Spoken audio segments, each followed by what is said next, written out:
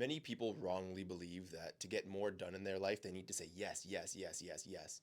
But the first thing on this list to help simplify your life and help you actually get to wherever it is you want to go in life is actually learning how to say no. The first big thing that you can do to start to simplify your life is stop over committing to plans that you don't actually want. You don't actually care about them. It happens so often where someone asks us, and by the way, someone we actually care about, it could be a boss, could be a friend, a family member, they'll ask us, hey, are you free this day to do whatever? And you might not really want to go. You might have something else you want to do. No matter what it is, it could be an event, it could be a birthday. You might not want to do it. The reality is it is your life and it's your time to control. So the first thing to just simplify your life is declutter plans. Okay, I hear so few people talking about this, but if you can declutter your life by getting rid of so many of the plans that you have that you don't even care for, you will save yourself so much time. Now, the next thing to just simplify your life and just declutter your whole existence is to stop buying clothes to impress others, or really just things to impress others. Nobody really cares. I've talked about this in past videos, but nobody really cares what you have. And even when you buy something that makes you feel really good, it could be a designer this or a designer that, right? Let's just say, or a fast, super fast car or whatever, right? You buy it and it's really cool for a little bit. But unless it's something that really impresses you, and you have to be honest with yourself, that's the other hard thing, right? You have to be honest with, does it actually impress you to own this thing? And if it doesn't, it's just for others. I'm telling you, it's going to be such a waste of time and such a waste of money. But not only that, it's going to clutter your life.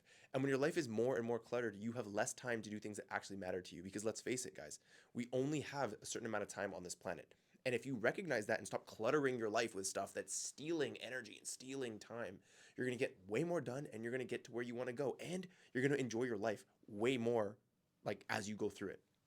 So the next thing is something that I've actually messed up on a lot personally. And if you watch some videos on my channel, you'll see this, but it's something I'm now coming to realize. And the third thing that I want to share with you guys is to stop cramming productivity into every minute of your life, or at least stop chasing that. Because so many people think that life is about being productive and getting more done. But really, what I've realized as I've got older is that there's really two settings. You have your production, right, side of your brain, side of your life, your production, you're doing things, you're making things, and hopefully you're doing that. But then there's the other side of things where there's the consumption. And so often we vilify consumption, right? We say, oh, short videos, you shouldn't be watching those. They're messing up your brain. And by the way, I say it too on my channel.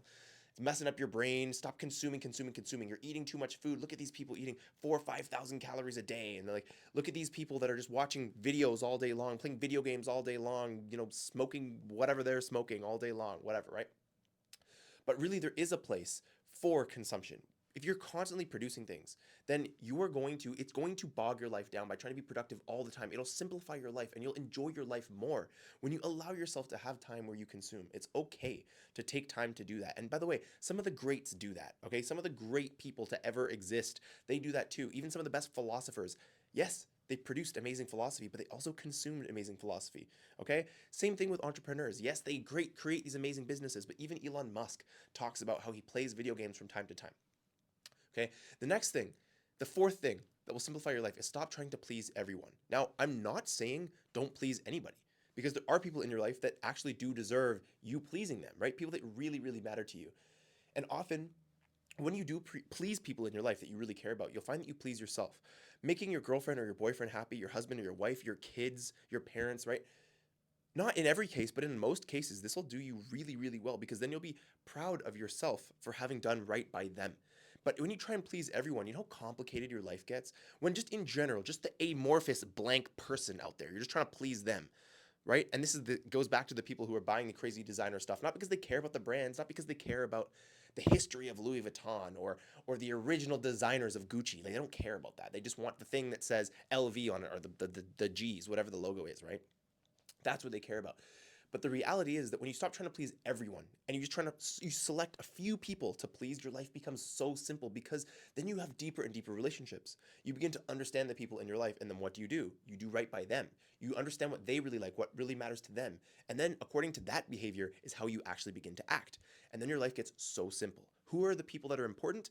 How do I please them, right? By the way, yourself should probably be at the top of that list.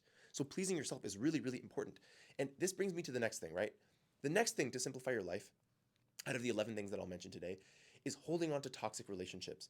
Now, this is something that you'll see all over different platforms, especially YouTube. But toxic relationships are ones typically where they're completely imbalanced. This means someone is constantly, we talked about consumption and production, right? Somebody constantly consuming from you, constantly consuming time, energy, concentration, resources, all this stuff. They keep asking for more, or they just keep taking more, right? That is a toxic relationship. Now, if you are giving, and this is a really important point, if you're giving so much energy to someone like this in your life, you're just giving, but you're never getting in return. That is imbalance. That is toxic. If you're trying to identify what a toxic relationship is and how to get rid of one, that is how to do it. That is a great way to do it. Okay? Now, the next point that I want to bring up does go back to what we talked about earlier with respect to production and consumption. And this is mindlessly consuming content. Now, yes, I spoke a minute ago about how it's okay sometimes, and it is okay sometimes. But that's not being when you have a time for it and a place for it, that's not mindlessly consuming. Mindlessly consuming is when you just allow the algorithm to keep pushing stuff down your throat. Even now, hopefully you're watching this video because you have a purpose behind it. There's something you want to learn, something you want to apply. You saw the title of this video, you saw the thumbnail of this video, and you thought, maybe I'll get something out of this. And hopefully you are. This isn't mindlessly consuming content. This is consuming content that is there to better you, right? At least that's the idea, and that's what I hope. But if you're mindlessly consuming content, you get off work, or you're on your lunch break, or when you're on the toilet, whatever, you're just consuming content. Here's why this is so dangerous. Is because then it tips the scales in terms of consumption, and then you never do any production. All you're doing is consuming. And when you're easily consuming things, your personality, your views, your values are easily changed. And then it's very, very difficult to, according to the way you initially set out to be, actually act that way. It's very, very difficult. You begin to change in a way that you don't necessarily anticipate. And it really, really is harmful to very big goals that you might have in life. So if you're mindlessly consuming content, you've heard people say this before, but if you're just mindlessly doing it, whenever you have free time, out comes your phone, you start scrolling. And by the way, everybody knows someone who's like this, multiple people who are like this. And how annoying is it to spend time with them? If you want to simplify your life, right, stop mindlessly consuming content, because when you mindlessly do really anything, the result is going to be mindless. I always say this, that the inputs determine the outputs. And if you're just mindlessly putting anything into your brain, you know what's going to come out? Nothing really cohesive, nothing really that valuable to yourself or to others. So if you want to simplify your life, stop mindlessly consuming content, and you'll start doing so much better in everything that matters to you. Now, here comes the next point.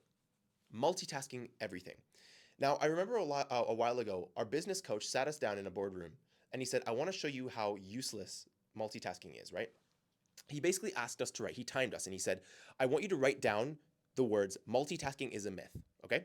So we wrote it down. And he's like, I want to, as soon as you guys start, say when you guys start, and then say when you end, and I'll stop the timer, okay? So and he timed us, and however long it was, okay?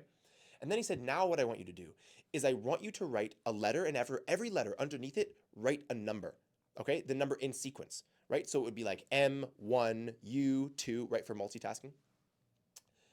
And how much longer did it take? It was like something like 16 times or something like 18 or 20 times longer than it took us to just write it. Now, why is that? It's because we were doing two things at the same time. We're counting and we're writing. And this was a small example of how multitasking is really slowing you down, and really it's training your brain, yes, to maybe do a few things, but you're not doing two things at 50% efficiency. You're doing two things at like 10% efficiency. And so your ability to produce things and do things in the world really, really, really falls down. On top of that, okay? On top of that, you're training your brain to not be able to understand and do deep work. And most of the things that matter, I'm not talking about just building a business and all these things, making money, whatever. I'm talking about improving your relationship with your mother, who one day will pass away. Improving your relationship with your kid, who one day will no longer just be a kid. These sorts of things, right? These things require deep attention and deep concentration for you to be able to truly get into them. So if you constantly reinforce to your brain, hey, multitasking is important, that's what you're going to get good at. But if you reinforce to your brain, hey, real deep work and focus is important, that is what you're going to get good at. So if you want to simplify your life and stop wondering why the pieces are all falling around you, the reason why is because you're so focused on these little fragments of things, as opposed to really getting into one thing and getting really good at one thing, or accomplishing one thing and then moving on to the next thing. That is why. So the next thing, okay, is keeping stuff just in case. This is the next thing that will simplify your life. Stop keeping something just in case. I'm going to move on to the next point really quickly, but before I do, here is something that I want you to take with you. When you're thinking about getting rid of something, okay, I'm talking about someone from your life. I'm talking about something in your room that you just want to, you've had for a long time, you're hoarding something. I'm talking about clothing that you might want to throw out, anything, an app on your desktop, anything. Here's the question that you need to ask yourself. Do I need it? Do I use it? Do I love it? Those are the three things you need to ask yourself. Do I need it? Do I use it? Do I love it? If it's none of those three, get rid of it. Don't keep things just in case of emergency. That's how you hoard, okay? And the reality is, emergencies don't happen. Okay? Emergencies don't happen. When is the last time you thought to yourself, oh, maybe I'll just keep my phone on loud while I'm doing something when my phone should be on silent? I'll just keep it on loud just in case of emergency. And then someone calls and it was an emergency. It doesn't happen. Emergencies don't exist. Yes, there are things that are really important to handle, of course, but emergencies, they don't happen. So keeping something just in case is just hoarding, and it's making your life more complex than it has to be. You can simplify things down. You can simplify your life. And this tip is so important. Need it, use it, love it. If you don't have any of those things, don't keep something just in case. Okay? Next point. Saying yes out of obligation. Do not say yes just out of obligation. You feel obligated to say yes. Someone says, hey, it's my birthday. You might be on a diet, right? And you're really, really, really set on going for 90 days. You're dieting for 90 days, right? Or even 30 days. Let's say 30. And someone says, hey, it's day 12 for you. And someone says, hey, tomorrow's my birthday. I would really love if you come out. Okay? And then you do, okay? And you tell them, you know what? I will, but I'm not going to eat. I'm not going to drink just because I'm on a diet and I'm doing this 30-day thing. It's really important to me, right? And then someone says to you, come on, just have a drink, have a drink, have a drink. Come on, it'd be so much more fun if you drink. You're such a party pooper, right? Or whatever. Raining on our parade. And then you say yes out of obligation. You feel obliged to say yes, and so you do. Never do that. Never say yes out of obligation, okay? Because the reality is, in that circumstance, right, the fun that the people around you are having should not be determined by what's in your cup. And think about that, okay? That is almost always the case. That is an analogy for basically all of the other cases. Do not say yes to someone just because you feel obliged, because the fun that they have should not be determined by what you do. Now look, if someone says, it's really important that you're there, it's really important that you're there. If they're a real friend, right? And you are really staunch in what you need to do, the fact that you can't participate in whatever it is they're doing. If they're a real friend, they will understand and they will support you. If they don't, they're actively prioritizing their goals over yours. And if that's what they're doing, then why should you not do the same? Why should you not then say, okay, well, if you're going to prioritize your goals, then sorry, I'm going to do the same. And the reality is, if you've committed to something and you feel obligated, socially obligated, that doesn't actually mean you have to do it. And it can be hard. It can be hard to stand up for yourself and say no. And we tell little kids this all the time. Hey, on the playground, if someone's pushing you around, stand up for yourself. This is what it is for an adult to stand up for themselves. It's for them to say, hey, I can't. And here's a great tip for you, okay? If you need a sentence to get out of something that otherwise feels like an obligation, and you're just saying yes to it because it's an obligation, all you need to say is, I'm so sorry, I actually have made another commitment, or I'm committed elsewhere. Right? Because very few people can undermine someone saying, I'm committed elsewhere. Because if someone says, oh, they might inquire as to what the commitment is, you could then you can be in a little bit more of hot water. You can say, oh, well, this commitment, that commitment. But the reality is, your commitments are important. And if you've committed to yourself or to someone else and you can't do it for whatever reason, do not say yes out of obligation. Otherwise, your life will get overly complex because you'll be having to do all these things, pushed in these different directions, pulled in these different directions. And then later down the line, you're going to realize, hold on, I don't have much time left in my life. I'm 80 years old. Where did all the time go? Well, it went to everyone else that you said yes to out of obligation. This is how your life gets complicated, and it gets so much more simple and clean and clear and peaceful when you realize some of these points. And one of the biggest ones, again, being not just saying yes out of obligation because you feel obligated. That's just, you don't need to do it. The next one, neglecting health and sleep. I'm going to paint a picture for you, okay? Imagine that you are the richest person on the planet. You have every car you've ever wanted, all the Gucci belts we talked about earlier, all, designer watches, all that, whatever it is your heart desires. But every single time you swallow, you have a sore throat. Every single time. You're sitting on a chair on a golden throne being fanned with banana leaves and having grapes fed to you, right? But every time you swallow, that pain, right, at the back of your throat, none of it's worth it. None of it's worth it. That will ruin everything. That is what health is. It doesn't matter how far you've gone in your business, in your career, in your life, in a relationship. It doesn't matter. If all of a sudden your health is in jeopardy, everything is in jeopardy. So you need to protect your health. It is not cool any longer. Once you're an adult, and even honestly, when you're even older as a child, it's not cool any longer to have a lunch that consists of blue Gatorade and Doritos, okay? I'm not saying you can't have that ever. I'm just saying if that's what your diet consists of most of the time, that's not cool. You know why that's not cool? Is because living an actual fulfilling life is cool. That is really cool. And so if you're going to pursue anything in your life, it doesn't matter. It can be big, small, whatever. Whatever's big to you. If you are not going to prioritize your sleep and your health, then all of it is basically, it could be for nothing, okay? Because it won't be comfortable when you get there, okay? Now, the last point that I want to mention is overthinking every decision. This will make your life so complex if you overthink every decision. And people nowadays take pride in this title of, oh, I'm an overthinker. Sorry. I'm an overthinker. Sorry. Here's the thing, being an overthinker is a choice. You can choose to be an overthinker because here is what I want to put to you. Here's what I submit to you now. It's not about making the right decision. No matter what you have, you're going A, you're going B, you're going C, you don't know which path to take. It's not about making the right decision. It's about making the decision right. What I mean by this is you have your time to reflect. Then you make your decision. And when you make your decision, that's what it is. And yes, there's going to be some good outcomes and some negative outcomes as a result of this decision. The same thing as there would have been if you chose B or C. Okay?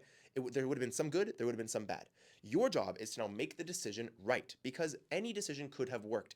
And the thing is, if we could see the future, we wouldn't even be overthinkers anyway. If we knew what every outcome was, if we knew what every single outcome of every single decision was, then you wouldn't be an overthinker. It'd be so clear which to choose because you could just choose which outcome you wanted, right? And so, if we accept that we cannot see the future, then you cannot blame yourself for choosing A if A turns out to be a road that you wish you hadn't walked down. You cannot blame yourself for B or for C. And so, the reality is, what you have here is just don't waste your time. I'm not saying jump in hastily to any decision, but you waste time when you overthink or when you define yourself as an overthinker. You glorify yourself as an overthinker. This is how your life gets complicated. Do you want to simplify your life down such that every moment becomes more enjoyable? Every single thing you do happens a little bit more easily, and just your whole life, just everything as a whole, is more fulfilling? Then take the 11 points that I gave you today and simplify your life. These are the ones that I use personally to simplify my life, and it's been, well, life changing. Good luck.